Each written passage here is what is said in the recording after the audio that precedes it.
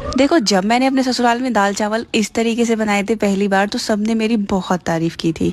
ये secret recipe आज मैं आपके साथ भी शेयर कर रही हूँ। मसूर की दाल को अच्छे से धो लेना, साबुत लाल मिर्च और लहसुन का एक पेस्ट बना लेना।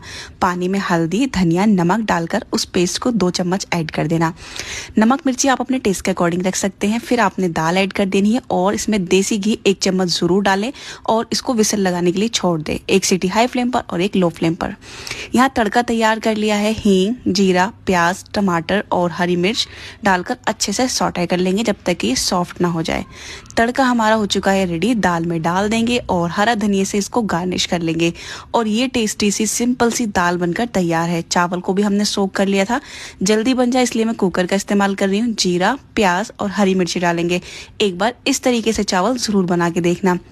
अगर आपके चावल चिपकते हैं तो थोड़े से नींबू की रस ऐड करें और फटाफट से सीटी लगाएं हाई फ्लेम पर और दाल चावल रेडी।